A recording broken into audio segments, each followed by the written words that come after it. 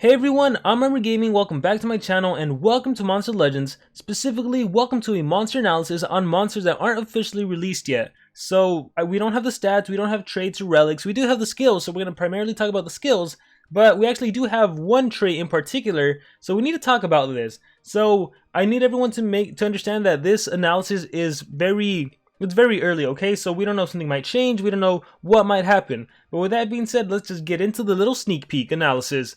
And so there's going to be this monster called Zizania that's going to be released, and she is the first monster with the Pierce status effect. So we're getting a brand new effect, which is the Pierce status effect. It allows attacks to penetrate defensive effects, all defensive effects.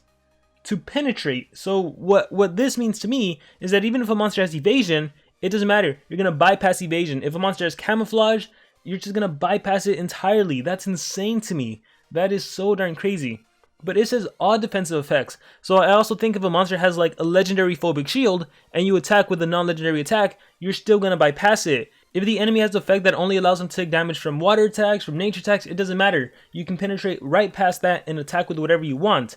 I'm not entirely sure if it's also going to bypass dodge area, so I imagine the answer is yes. If a monster has dodge area, AoE will still land, so we can only wait and see. But just the fact that this new effect is going to land that can bypass everything, that is pretty darn amazing. This monster isn't going to need to remove positive effects first. So if an enemy monster has Mega Taunt, I wonder how that works. If an enemy monster is Mega Taunt, can you still attack whoever you want because you're penetrating the Mega Taunt, or do you still need to attack the monster? So there's a lot of questions. We need to wait and see what actually happens. We need to have a clear establishment of what are the defensive effects. So this is going to be very interesting to see. Let's see what else we have. And this is going to be a metal monster. This metal attacker's debuffs, tortures, and vampiric moves drain its opponent's health, but it doesn't end there. This monster is also going to be the very first monster with an evolving trait. So similar to how we have like evolving skills almost, more so once you rank up a monster to get a new skill set, this monster is going to get more things added to the trait. So unranked, it's just going to have the hardened trait, but once you rank it to rank 1, you're going to add immunity to daze, which is nothing too incredible, I would say. But then, once you go to rank 3, you're gonna have a status caster where you apply Pierce to the start of the battle. So from the get-go, if you have this monster at rank 3, you're gonna have Hardened, you're gonna have Immune to Daze, and you're gonna have Pierce. So you're gonna be able to penetrate through all defenses automatically from the start of the battle.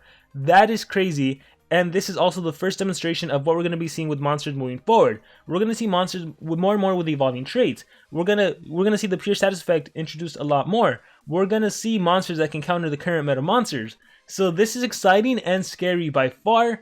And since we're on this monster, let's also go ahead and look at the skills.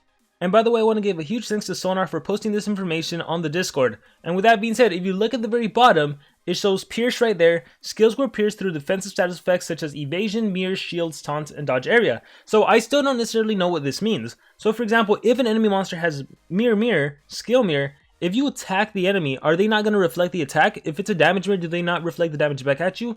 What exactly does it mean to pierce the shield? If you attack a monster that has a shield, are you going to deal damage from their initial HP and not the shield?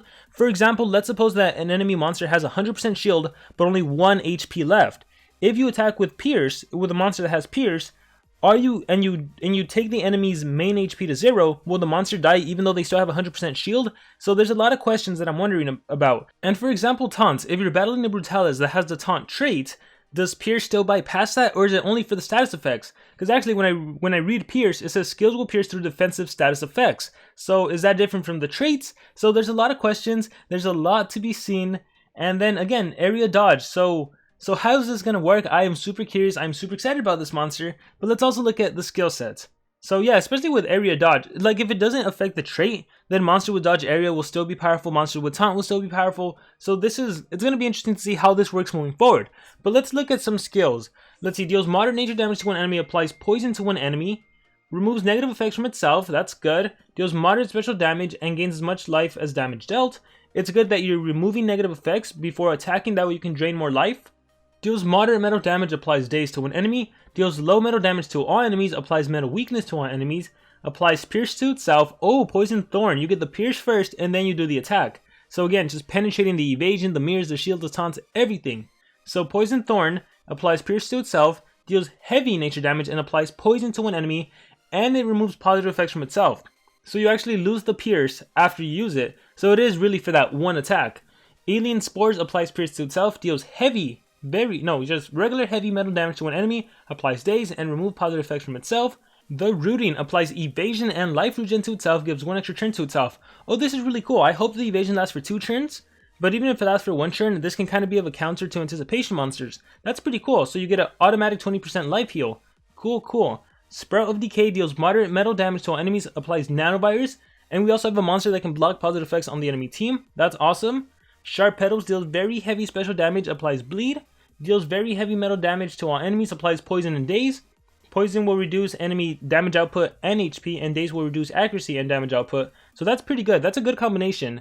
Ultimate Flysharp removes all negative effects from itself, deals very heavy special damage to an enemy, gains as much life as dealt, applies metal weakness. So Ultimate Fly Trap is like a super upgraded version of carnivorous plants. And let's see what else we have. Thorns Out applies pierce to itself, deals massive metal damage, and applies nanovirus to an enemy. Unnatural Growth blocks all damage except from the light element, applies life regen to itself. Very cool. Very cool. So we have this strong deadly attacker that can do a lot. You can protect yourself from every single element except the light element. You have an extra turn skill that grants you evasion and life regen. You have an AoE nanovirus. You have plenty of pierce skills to choose from. As for your ultimate, Jungle of Metal, you give yourself pierce, you deal massive damage to enemies, and you also possess all the enemies. That's pretty cool. A denial ultimate. Overall, the skill set seems to be pretty good, especially for a strong metal attacker. And I'm really just looking forward to see how Pierce exactly works and what it's going to do with the meta, how it's going to affect the meta, how are players going to have to change their defenses. Is there anything we can even really do to defense against Pierce? And can you just imagine future monsters that have this effect? Ooh, that is going to be something. And this also shows you why having nanovirus, why having block positive effects, this is going to be really powerful moving forward, because you're going to want to prevent the enemy from using their Pierce skills, from being able to apply them on themselves. So I am so looking forward to this monster.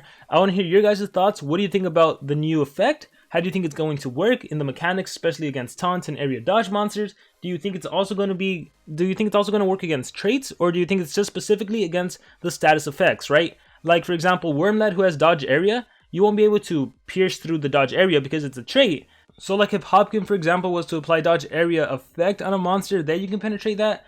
I don't know, we have a lot to figure out. But yeah, give me all of your thoughts in the comments below, and then let's review one more monster. And so another monster that's going to be released is called Silverleaf. And by the way, I don't know if you guys noticed this, there's a lot more skills for the other monster than for Silverleaf. So I think she even has skills group 4 skills. But anyhow, let's talk about Silverleaf. So what does this monster do? We don't know anything about the trait or anything else. So we're going to just talk about the skills. This appears to be a nature monster because I keep seeing nature. So let's see. Smoke deals moderate nature damage, applies poison.